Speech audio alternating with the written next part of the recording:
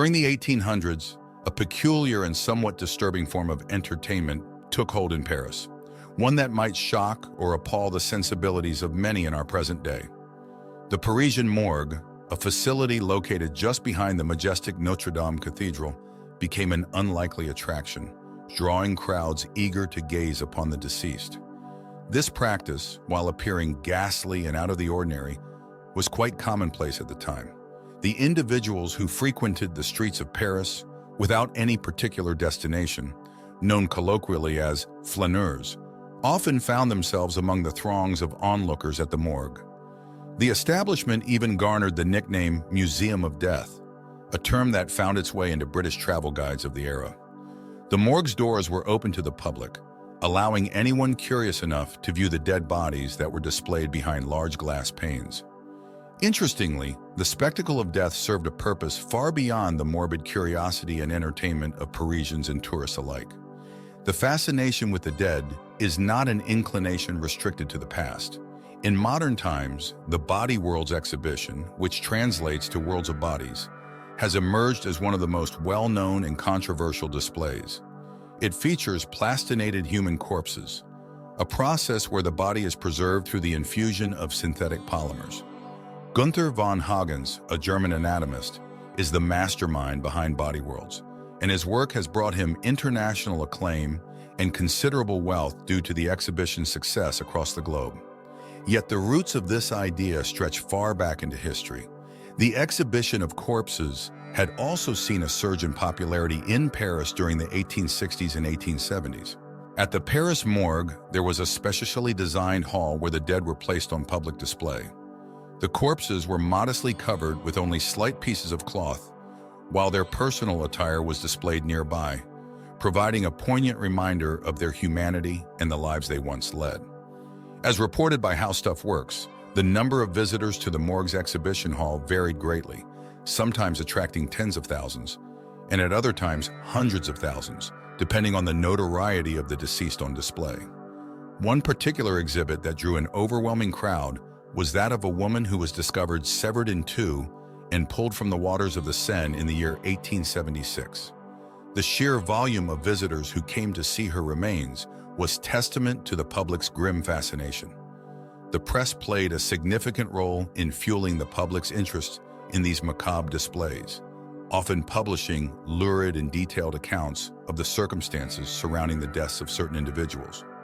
Concurrently, the Grevin Museum in Paris was gaining popularity with its living newspaper concept, which involved the recreation of recent murders using lifelike wax figures. In contrast, the morgue offered a more visceral experience, allowing the public to witness the actual victims of these tragedies up close. Despite its eventual role as a macabre tourist attraction, the morgue's exhibition space was not originally designed for the purpose of amusement or leisurely observation. The mid-19th century marked a period of significant change as the Industrial Revolution was in full swing.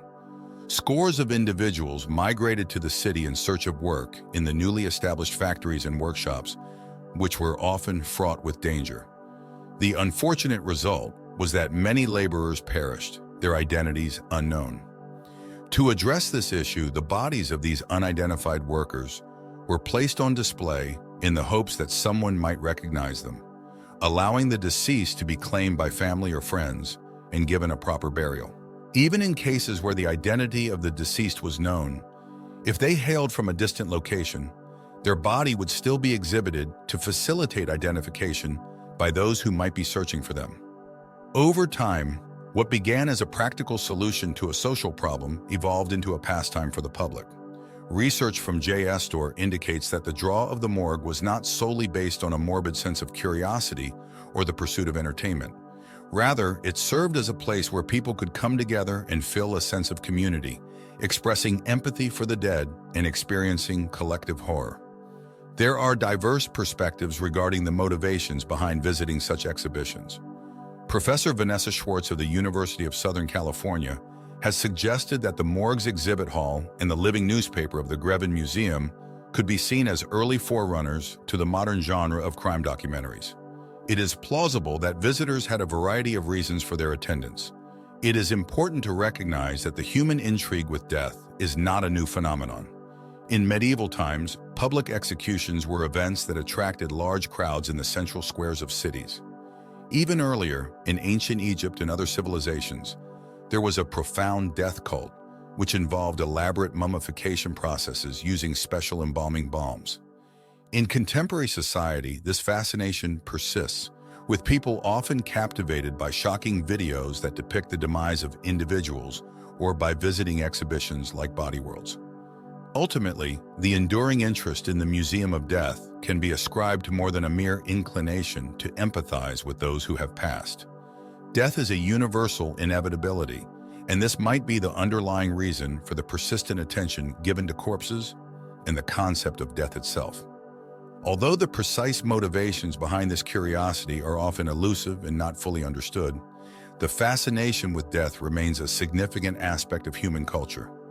That, my fellow history buffs, concludes today's journey into the past. If you enjoyed diving into the depths of history with us, don't forget to hit the like button and subscribe to our channel for more fascinating stories from the past. Your support fuels our passion for uncovering the mysteries of bygone eras. Until next time, keep exploring, learning, and bringing history to life.